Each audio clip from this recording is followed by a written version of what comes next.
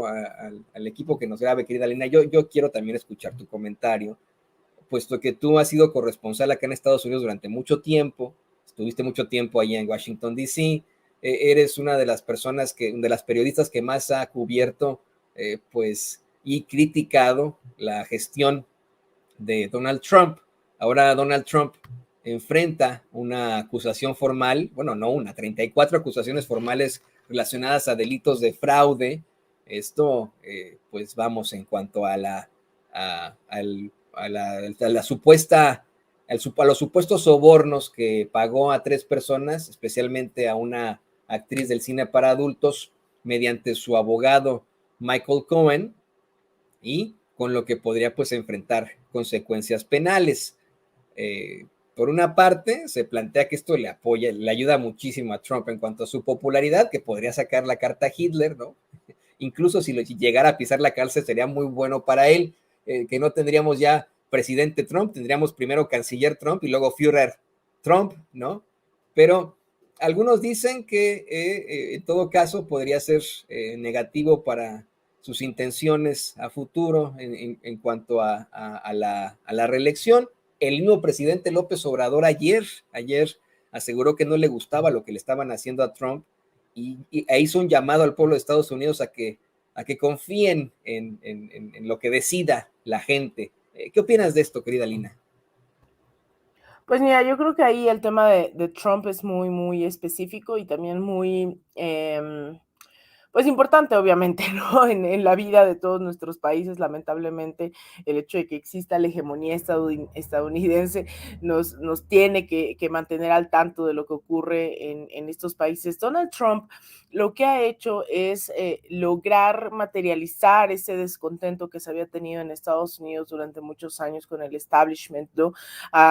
Tú sabes, Toño, lo sabe mucha de la audiencia que nos está viendo, en muchas de las políticas, votar por los republicanos o votar por los demócratas para la comunidad migrante, para nuestros países en el exterior, pues realmente no representaba una gran diferencia. Donald Trump llega, como en su momento llegó aquí Vicente Fox, ¿no? Como el outsider, tratando de fingir que él no pertenecía dentro de esas élites políticas, cuando su juego como empresario pues tenía relación directa con todas las élites en Estados Unidos, ¿no? A pesar de incluso haber sido a bancarrota en múltiples ocasiones, logró posicionarse como un empresario exitoso, al igual que Vicente Fox, ¿no? En donde Fox en su momento aquí en México decía que él para qué iba a robar, ¿no? Y ese era el ideario de la gente que votó por él, era como él no necesita robar porque ya tiene dinero, ¿no? Ese era Vicente Fox para mucha de la comunidad mexicana, muchos mexicanos que decían, pues él es empresario, él ya no necesita hacer del gobierno un negocio, y en realidad vimos cómo sí se sirvió también, ¿no? Y hace unos días por eso lo confrontaban. Donald Trump hizo exactamente lo mismo que Vicente Fox. Trump pues manejó este discurso de no ser parte del establishment, de las élites, de tener, digamos, una lógica totalmente distinta, y lo que vimos fue un Donald Trump también sirviéndose del aparato estatal, un Donald Trump beneficiándose política, económicamente también de eso, y lo peor creo que incluso es lo que significó para América Latina la llegada de Donald Trump, que fue muchos dicen fascistización, ¿no? O sea, el ir hasta la extrema derecha en muchos de los países. Uno de sus principales brazos derecho de Donald Trump, Steve Bannon, es el que se encuentra detrás, es la mente maestra detrás de las campañas de Jair Bolsonaro en Brasil, de cierta ultraderecha en la región, e incluso hace unos meses cuando fue CPAC, ¿no? Esta Conservative Political Action Conference aquí en la Ciudad de México, esta conferencia de acción política conservadora, vinieron y estuvo aquí Steve Bannon, Donald Trump mandó un mensaje, es decir, se logró articular ideológicamente un grupo de ultraderecha a nivel continental. Y eso es lo que representa a Donald Trump, y hay que tenerlo claro. Más allá de si propone o no algo más que los demócratas, porque los demócratas han tenido una gestión terrible, ¿no? Con Joe Biden, eso no creo que cueste mucho trabajo entenderlo. El tema es que se han aprovechado de esas fallas históricamente, el trumpismo, para radicalizar sus acciones, ¿no? Si el tema migratorio no está resuelto, entonces hay que cazar migrantes, hay que ponerlos en cárceles, hay que beneficiar al complejo industrial militar, todo ese tipo de cosas repercutieron en la elección de Jair Bolsonaro, que hoy dejó un Brasil de cerca de 30 millones de personas en pobreza alimentaria. Dejó un Brasil, si ustedes van a Sao Paulo, eso es una ciudad totalmente zombie, familias completas están en las calles, pasando hambre, pasando frío, es decir, también repercutió en personas como Nayib Bukele, que pues entiende, ¿no? Que la gente esté desesperada con el tema de seguridad, pero ya llevan casi un año en estado de excepción, son decenas de miles de personas detenidas, decenas de miles. ¿Quiénes se están beneficiando? Nuevamente el complejo carcelario, ¿no? Con Bukele.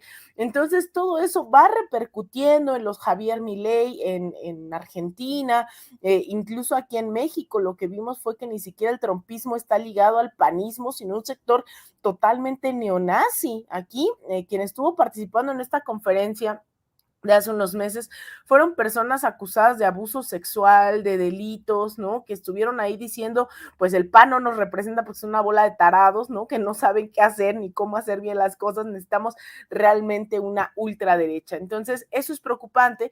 También entiendo que se le quiera poner un alto a Donald Trump, yo espero que se haga con bastante cuidado, porque no es cualquier persona, ¿no? Tiene todo un ejército de abogados listos para defenderlo, pero también es importante el llamado a otros países de saber cómo detenemos esto. Aquí en México, y con eso cierro, hace unas semanas, hace unos meses, tuvimos estos conciertos neonazis en la clandestinidad, tuvimos esta conferencia de CIPAC.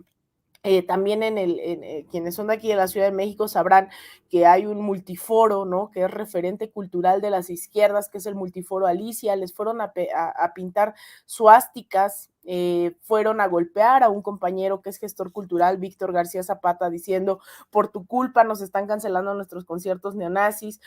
Se tuvo que legislar en torno a esos discursos de odio aquí en la Cámara Federal de Diputados, lo cual es maravilloso, pero nos tenemos que repensar ideológicamente cómo impedimos que estos sectores de ultraderecha que se asumen supremacistas, que dicen que los blancos son los mejores del mundo, que hay que cazar migrantes, que hay que acabar con las mujeres, con las minorías, incluso en Estados Unidos, pues no solamente es un decir, ¿no? Sino que también no se nos olvide que hoy en Estados Unidos sigue funcionando el Ku Klux Klan.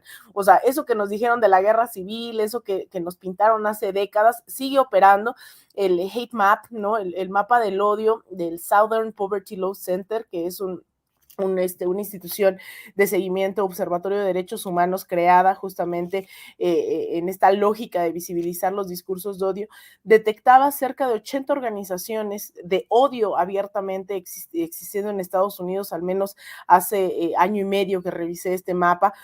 No creo que la situación sea muy difícil y se incrementaron durante Donald Trump antimusulmanes, antimigrantes, ¿no? Discursos abiertamente de odio, supremacistas, como insisto, como el Ku Klux Klan, ¿no? O sea, estamos hablando de un país donde existe gente que todavía cree que puede ser supremacista ante otros grupos de la población. Entonces hay que pensar cómo combatimos esa ideología y hay que empezar por la xenofobia, hay que empezar por el racismo, por la discriminación. Yo sé que a mucha gente cuando hablamos de feminismo empiezan a decir, Alina ya va a sacar sus martillos, ¿no? Hay que deconstruir esa idea de lo que sí significa realmente el feminismo y no esta idea, ¿no? Caricaturizada de lo que somos las feministas o no somos. Hay que combatir ideológicamente, políticamente, estos discursos de odio. Entonces, ahí hay grandes tareas que tenemos, no solamente las y los mexicanos, sino esto que te estoy planteando, Toño, esto está siendo motivo de debate. Hace unos días se fundó aquí la Internacional Feminista en México, con varias limitaciones. Obviamente no eran todas las compañeras que tenían que venir, pero esto que estamos hablando aquí fue algo que debatimos aquí en las utopías que se llaman en Iztapalapa de Clara Brugada, que ha impulsado, que son tremendas. Eso me gustaría hacer un reportaje pronto de lo que está haciendo Clara Brugada en la Ciudad de México. Nos reunimos cerca de 400 mujeres, más de 200 eran de otros países, incluido Bangladesh, incluido la India, incluidos muchísimos países, mujeres debatiendo también cómo estos discursos neofascistas, estos discursos de odio nos impactan. Entonces, yo creo que ahí es donde tenemos que seguir hablando, no solo personalizándolo en Donald Trump, sino por qué estos discursos de odio repercuten en otras personas, por qué tiene tantos seguidores que están dispuestos a tomar el Congreso, por qué Jair Bolsonaro logró tener a decenas, cientos de miles de personas, millones de personas respaldando su proyecto racista, misógino, aun cuando se comprobó que su familia estuvo implicada en el asesinato de Marielle Franco, una mujer negra, lesbiana. ¿Por qué la gente no lo cuestiona? ¿Por qué la gente no cuestiona que haya tanta pobreza ahora en el Brasil que dejó Bolsonaro? Ese tipo de cosas yo creo que hay que preguntarnos, porque si no, personajes como América Rangel, diputada del PAN aquí, o personajes como Sandra Cuevas, pues empiezan a tener cabida en ese pequeño descontento que se vuelve odio dentro de la población, empiezan a tener cabida dentro de sectores que dicen, pues la 4T a mí no me ha beneficiado en nada, esos sectores que dicen Andrés Manuel está loco, esos sectores que no se han formado políticamente, tiene cabida y logran crecer. Entonces ahí hay que pararlos, ahí hay que decir ya basta. Y en el caso de Trump, pues insisto, no es cualquier persona, incluso él desencadenó también este tipo de discursos dentro de toda la región. Así que yo espero ver pues un seguimiento puntual, ¿no? De este caso, porque así como decíamos de Almagro, que tiene cola que le pisen, pues Trump también ideológicamente con esos comentarios pues ha desembocado también en discursos y acciones totalmente neofascistas dentro de toda la región. Y sabes que, Alina, no sé si te enteraste, pero fuiste criticada, yo fui criticado aquí en Sin Censura con todas las de la ley. Hemos abierto el micrófono, siempre ha estado abierto, pero hemos abierto aún más el micrófono de Sin Censura con una nueva sección que hemos titulado La Voz del Pueblo, en la que la gente nos puede mandar sus mensajes, sus críticas, sus cuestionamientos, sus planteamientos, hasta sketches nos han mandado. Y hay un compañero que vive en El Paso, Texas, que se identifica como republicano, se llama Luis Orlando, que recientemente pues criticaba mucho de mis comentarios sobre Donald Trump, y el comentario que haces hace unos momentos, este planteamiento que haces sobre pues esas bandas neofascistas que intentaron presentarse en la Ciudad de México. Él aseguraba que se trataba de bandas pues meramente rockeras, ¿no? Que no tenía, que a veces tienen este tipo de discursos, pero que es parte de la faramaya. La realidad es que no, las bandas que se presentaron allí en la Ciudad de México sí son de tinte neonazi, esa es la realidad, y la idea es neonazi, no solamente son metaleras, son de tinte neonazi. Y por mucho que a veces critique yo al filósofo Karl Popper por ser uno de los pues, principales idearios también del neoliberalismo, creo que no se equivoca en la paradoja de la tolerancia o la intolerancia que planteó hace ya algunos años, ¿no? ¿Cómo es que uno pues tiene que ser intolerante a la intolerancia, intolerante al fascismo, por ejemplo, ¿no? Una sociedad que se vuelve tolerante a la intolerancia provoca que lleguen o que se establezcan regímenes fascistas. Los tolerantes terminan siendo destruidos por los intolerantes vamos, es una paradoja, ¿no? Y lo que plantea Karl Popper es que pues, cualquier movimiento que predique la intolerancia y la persecución debe estar fuera de la ley. Yo ahí estoy completamente de acuerdo contigo. No es que nosotros seamos libres para algo o que busquemos la libertad de expresión para algo y para otras cosas no. Ideas neofascistas, ideas de extrema derecha, sí en efecto tienen que ser prohibidas de la faz de la tierra, son antihumanas. Ya, nada más cosa quería cerrar, querida Lina. Sé que tienes muchísimas cosas que hacer, pero bueno, al rato te paso la crítica que nos mandó por ahí el buen Luis Orlando, que está viéndonos, nos ve constantemente, nos escucha. Él de hecho, tiene una discapacidad visual, pero nos escucha aquí en Sin Censura, y le mandamos muchos saludos a Luis Orlando. Esperamos que él siga comentando aquí en Sin Censura. Este micrófono está abierto a todos, y pues bueno, no me queda más que agradecerte por tu participación, siempre muy enriquecedora aquí en Sin Censura, y pedirte que nos compartas tus redes sociales.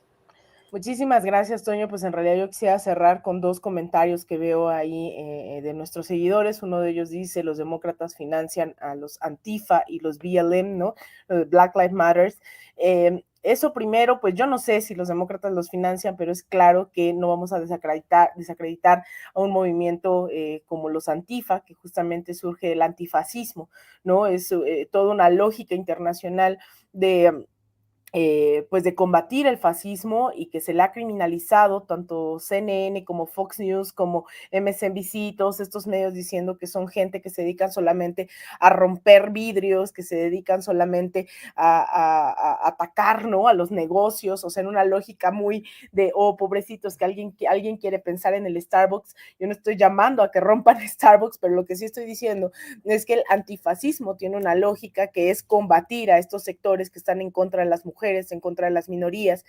Black Lives Matter justo nace a raíz del asesinato sistemático en contra de las poblaciones afrodescendientes en Estados Unidos, y no es una, ni dos, ni tres, son cientos de personas que han sido asesinadas por un sistema policial totalmente racializado, ¿no?, que estigmatiza a la comunidad migrante, que estigmatiza a las poblaciones de color en Estados Unidos. Y BLM, hay muchos sectores que sí han decidido optar por acercarse a los demócratas, pero hay otros que no.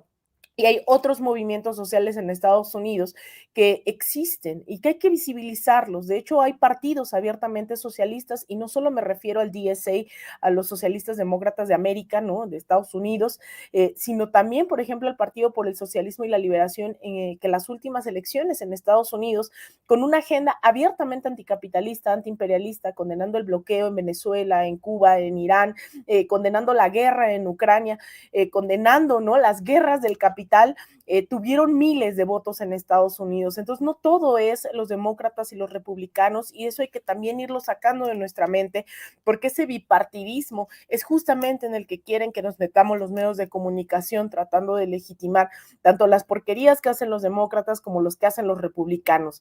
Joe Biden y su administración prometió dar la reforma migratoria que no se ha tenido en Estados Unidos por más de 5 décadas, y eso no ha ocurrido, y nuevamente utilizaron los demócratas como moneda de cambio a las y los migrantes en Estados Unidos, y no ha habido cambios. De hecho, proponían una parole, ¿no?, un permiso de 5 años que no transitaba hacia la ciudadanía, no transitaba hacia la residencia, ni absolutamente nada, que era absolutamente nada de lo que prometieron los demócratas. Pero también, por otro lado, están los republicanos que deciden poner a niños, separar familias. También lo hacía Barack Obama, ¿no? Es decir, no hay mucho de dónde escoger, y hay que tener claridad ideológica sobre lo que representan estos partidos, pero que también existen movimientos sociales, porque me ha tocado verlos, me ha tocado convivir con ellos, y también son las y los mexicanos en el exterior los que hoy se están organizando con o sin demócratas, con o sin republicanos, y están teniendo luchas muy avanzadas. Hace unas semanas fui a Atlanta y me emociona mucho